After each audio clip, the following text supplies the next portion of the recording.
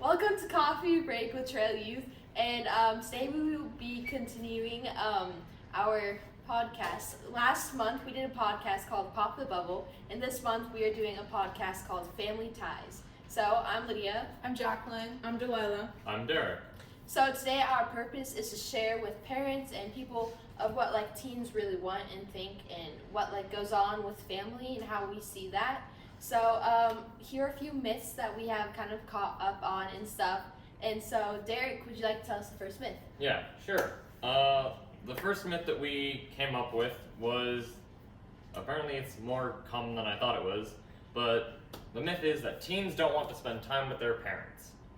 I mean, I get that nowadays a lot of the things with teens are more tech-y. Yeah. So devices everywhere. it's more like people are more glued to their phones nowadays. I mean, it might be because I've gone without electronics for literal years. He just got a phone this Christmas. I It's so funny. legitimately just got a phone. I did, however, manage to handle it better than my grandparents. So I hope that says something. So I was stuck with talking more face to face with people.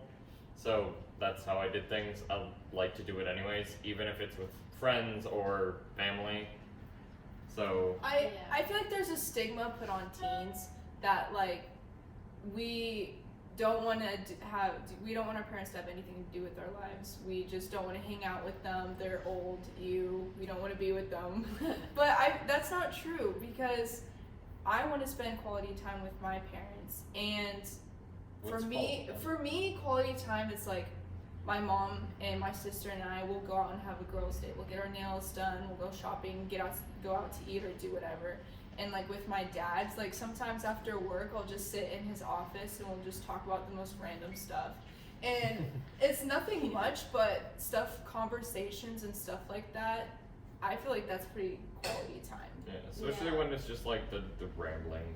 Not rambling, that's what I do, but the talking back and forth. Yeah, having a conversation with them. Yeah. Mm-hmm. Yeah.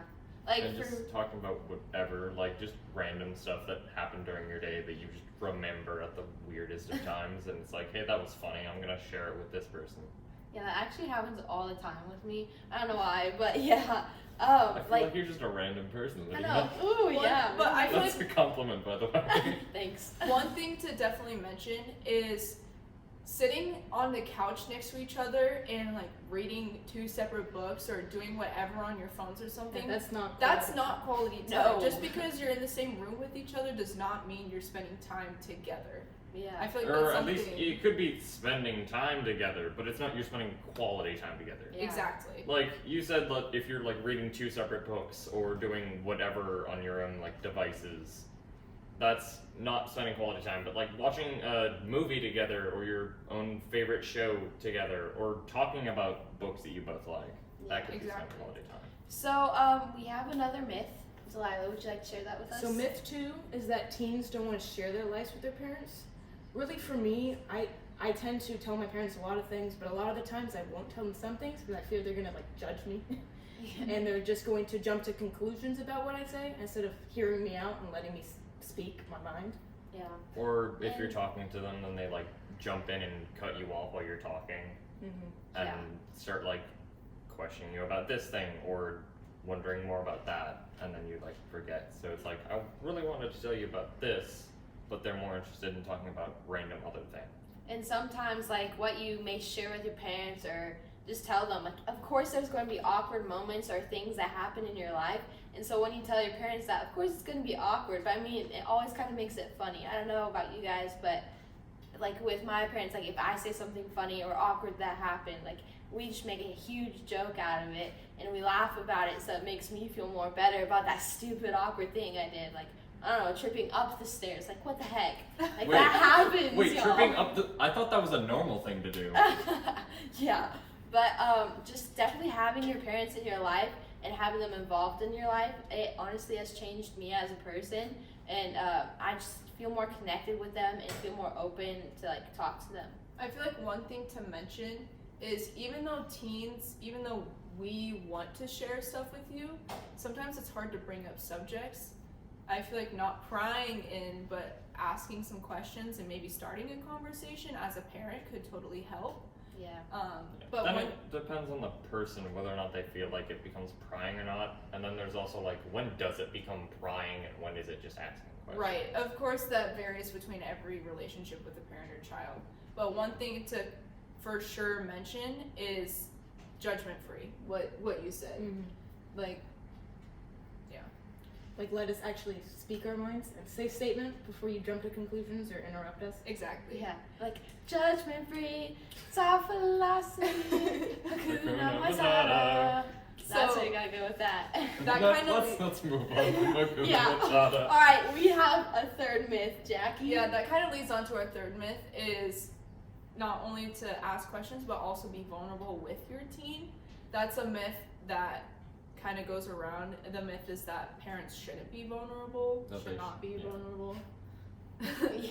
But I feel like it's super important to be vulnerable because as a teen, if I am going through something and I'm trying to explain to my parent what's going on, if they're not showing vulnerability, it kind of makes me feel like they don't care as much as I would want them to. But I feel like being vulnerable and showing that you care really helps.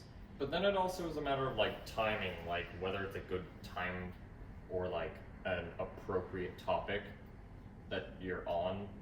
Like if you're about to like divulge your heart's deepest, darkest secrets upon your child, and they were just bitching about their day, that might not quite be the right thing. However, if like they just had like a massive heartbreak, then that is a good time to be vulnerable. Or if like they're really upset over something, or there's something going on with their friends, that would be the time to be like, well, I had something like this when I was a kid.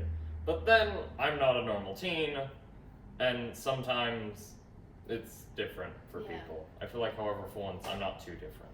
And when you, as a parent, are vulnerable with us and stuff, it makes us be able to trust you more. Like, we feel that we can come to you more. Like, honestly, that's where it has been in my situations. Like, my parents have told me stuff about their past. So if something maybe similar or an experience similar to that happens in my life, I feel I just trust them more, that I can go to them and talk to them about this and that they won't put that judgment on me. And honestly, when the parent is vulnerable, like sometimes we see the parents as up high and the kid down low. Like, I don't know, it just kind of happens. Like with famous people, we see them more up high like We this. place them on a pedestal. Yeah, we make play- them yeah. more like, we look at them like ancient civilizations used to look Yeah. at their gods, like something higher and that we can never Not that you guys attain are status ancient, of. but no, we're just saying that like when you guys are vulnerable with us, it levels the playing field. It makes So us we realize feel- that you were teens Yeah, once too. and right. you It were makes us kids. know that We- you were us. Like a kid's idolization of their parents. It's still, even if we don't want to admit it and the parents don't believe it, it is sort of there.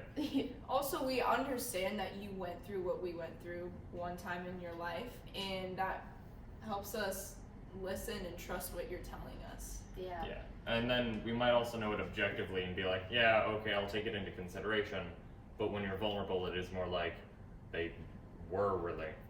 Yeah. And then I wanna speak for the parents for a second though. Okay. Like sometimes being vulnerable isn't easy because Exactly. especially if they feel like you're just blowing them off or whatever. So it's sort of on both sides here. Yeah. So we have our fourth and final myth that we will be talking about today, and that is that all criticism is helpful. So that is not true. Criticism is most of the ways that I've heard the criticism in my life that I've gotten, it ends up hurting me and kind of like making me feel like I'm lower, and it kind of just destroys that relationship that I may have with them or kind of like break it up. But criticism, some people think that using criticism will help them or help their case, but honestly it doesn't. Instead, it makes them want to run away from whatever it is. So if you criticize a person for saying, hey, I want to go live in London, then they'll go running back. They'll be like, oh, great. If I'm going to be going to London and all you're going to do is be mean to me and criticize me about my choices, then it'll make them run away from what they actually want to do. So criticism can really destroy a person's life plan or just themselves as a person, and it hurts. It can cause someone to doubt their own beliefs. But- Like the belief that okay, that was weird because so criticizing someone can cause them to question themselves and other things. And then the belief that all criticism is constructive criticism Yeah. is not really true. There is destructive criticism. Like if we're criticizing something just for the sake of criticizing it, that's not constructive criticism. It's not good. Whereas if I was criticizing Lydia's writing so that she could get better at it, then that would be more constructive. Like, Yeah. Lydia, your mom's written books, so if you wanted like her advice on it, then that would help. But if Yeah. your mom walked over and was like, You blah suck. blah blah da da da da, and criticizing you on it when you like didn't ask for help really, then Just- that would make you feel yeah. bad. The thing is that there's also good criticism. Not all criticism is bad, but I think it's important to recognize what is good criticism for parenting for your child and what is bad and what is good, and understand the difference and how you can help your child the best way possible. Yeah. Yeah. Definitely. And then I feel like also just coming from especially parents, I feel like if you're telling them something and then they start to like criticize you for something you did, at least in my case, I will beat myself up for something that I've done during the day, and I will beat myself up for it for like hours afterwards. And like even as I'm telling you, I've already like beaten myself up for it for most of the day anyways. And then like my parents coming in and then criticizing me over that same thing, like that It just, it hurts. adds, yeah, it kind of feels it adds weird. to the load. Yeah, definitely. And of course, we'll go over all of these myths into further depth through our podcast. So we kind of just touched base of all of these myths, but we'll go deeper. Yeah. So look forward to us talking about that more. Yeah, Yeah. listen in, guys.